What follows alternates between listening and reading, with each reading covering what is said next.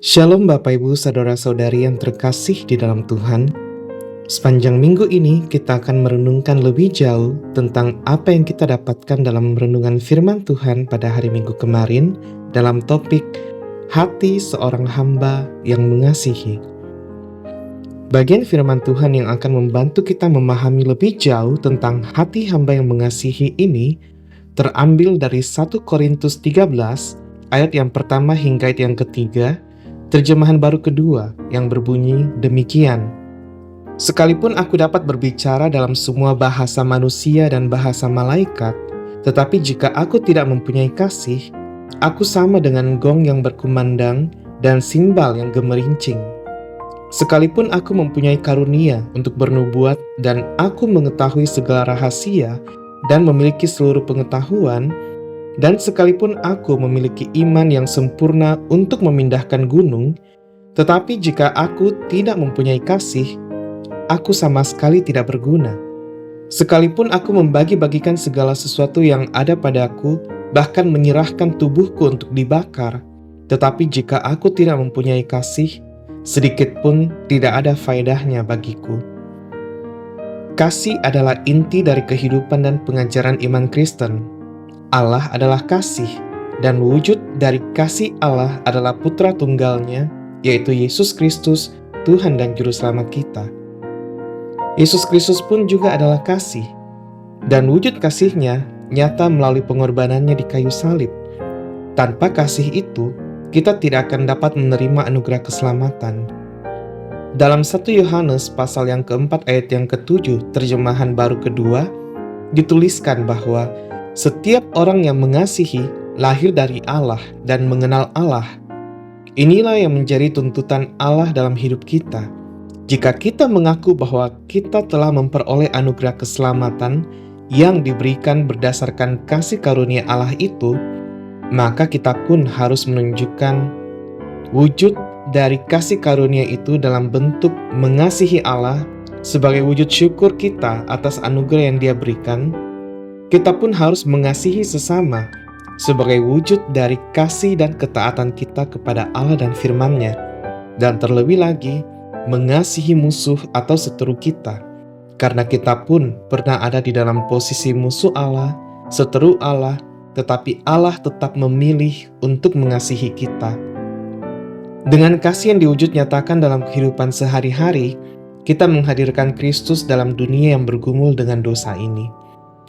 Namun di dalam pergumulan untuk mewujud nyatakan kasih, kita cenderung untuk jatuh dalam pemahaman sempit yang kita miliki untuk menghadirkan kasih Kristus bagi dunia ini.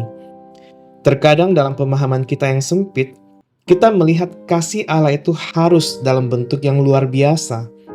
Dalam bahasa Paulus, dapat berbicara dalam semua bahasa manusia dan bahasa malaikat.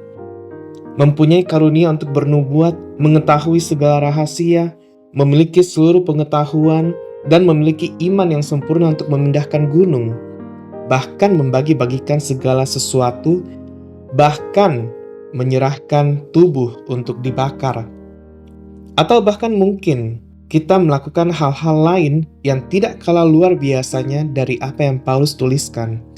Tetapi sekali lagi, jika kita tidak memiliki kasih, maka semuanya akan sia-sia. Dengan tulisan Paulus ini, kita diingatkan kembali akan satu hal, yaitu jikalau kita diberikan kesempatan untuk memiliki segala sesuatu dan melakukan semua hal-hal yang luar biasa, pilihannya hanya dua.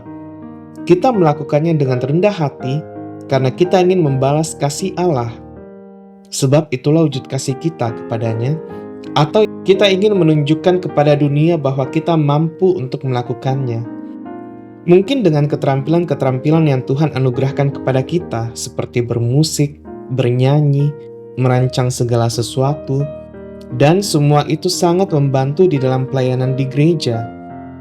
Kita akan diperhadapkan untuk memiliki kerendahan hati, untuk memuliakan Tuhan dan mengembalikan semuanya kepada Tuhan, atau untuk aktualisasi diri kita, apalagi jika kita memiliki pergumulan untuk dihormati, dihargai, bahkan diterima.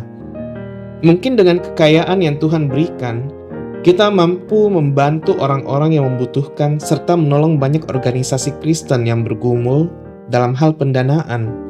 Pada saat yang sama pun kita akan kembali diperhadapkan untuk memiliki kerendahan hati, mengembalikan semua pujian dan hormat kepada Tuhan, atau karena kita ingin dikenal sebagai orang yang dermawan, maka kita akan menggunakan kesempatan ini untuk aktualisasi diri kita. Mungkin tidak banyak yang tahu tentang pilihan yang kita buat, karena semua pilihan itu tidak terlihat. Tetapi Tuhan tahu, bahkan sampai ke kedalaman hati kita pun Tuhan tahu. Tidak ada yang tersembunyi baginya.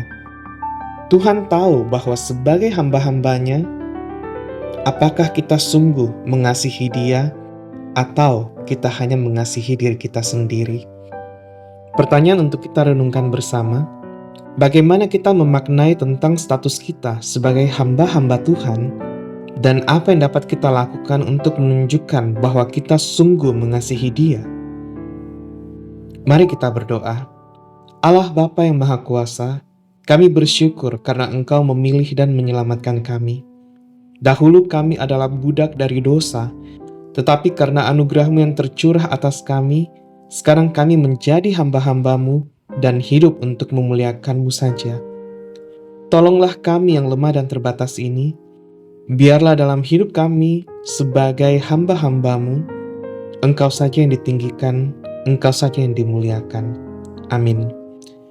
Demikianlah renungan kita bersama pada hari ini. Kiranya kita boleh terus bertumbuh setiap hari di dalam Tuhan.